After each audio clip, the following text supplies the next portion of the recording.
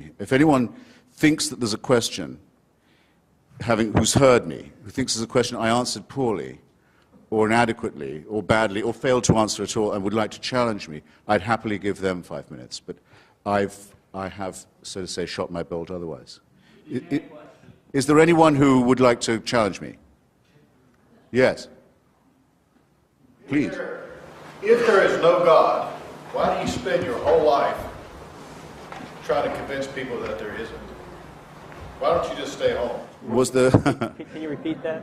was the question? The question is, if there is no God, why spend your life and career trying to refute that? Why not just leave it alone and stay home? Fair enough. Well, it isn't my whole career, for one thing. It's become a major preoccupation of my life, though, in the last 8 or 9 years, especially since September 11, 2001, to try and help generate an opposition to theocracy and its depredations internationally. That is now probably my main political preoccupation. To help people in Afghanistan, in Somalia, in Iraq, in Lebanon, in Israel, resist those who sincerely want to encompass the destruction of civilization and sincerely believe they have God on their side in wanting to do so. Maybe I will take a few minutes just to say something that I find repulsive about especially monotheistic, messianic religion. With a large part of itself, it quite clearly wants us all to die. It wants this world to come to an end. You can tell the yearning for things to be over whenever you read any of its real texts or listen to any of its real, authentic spokesmen, not the sort of the pathetic apologists who sometimes masquerade for it.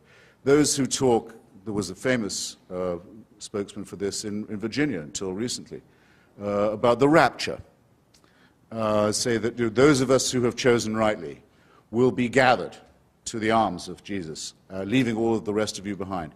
If we're in a car, it's your lookout. That car won't have a driver anymore. If we're a pilot, that's your lookout. That plane will crash. We will be with Jesus, and the rest of you can go straight to hell. The eschatological element that is inseparable from Christianity. If you don't believe that there is to be an apocalypse, there is going to be an end, a separation of the sheep and the goats, a condemnation, a final one, then you're not really a believer. And the contempt for the things of this world shows through all of them. It's well put in an old rhyme from an English exclusive brethren sect. It says that we are the pure and chosen few, and all the rest are damned. There's room enough in hell for you. We don't want heaven crammed. You can tell it when you see the extreme Muslims talk. They cannot wait. They cannot wait for death and destruction to overtake and overwhelm the world.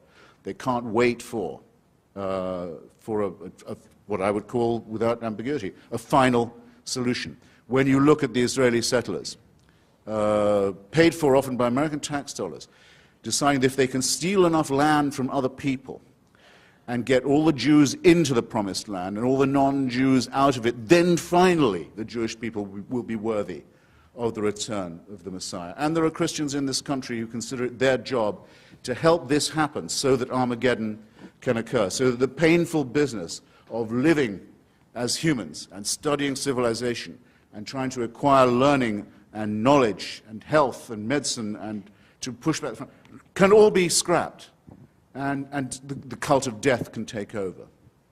That, to me, is a hideous thing in eschatological terms, in end times terms, on its own, a hateful idea, a hateful practice, and a hateful theory, but very much to be opposed in our daily lives, where there are people who sincerely mean it, who want to ruin the good relations that could exist between different peoples, nations, races, countries, tribes, ethnicities, who openly say they love death more than we love life, and who are betting that with God on their side, they're right about that. So when I say, as the subtitle of my book, that I think religion poisons everything, I'm not just doing what publishers like and coming up with a provocative subtitle. I mean to say it infects us in our most basic integrity. It says we can't be moral without Big Brother, without a totalitarian permission. It means we can't be good to one another. It means we can't think without this. We must be afraid. We must also be forced to love someone who we fear. The essence of sadomasochism, the essence of abjection, the essence of the master-slave relationship, and that knows that death is coming and can't wait to bring it on. I say this is evil, and though I do some nights stay home, I enjoy more the nights when I go out and fight against this ultimate wickedness and ultimate stupidity. Thank you.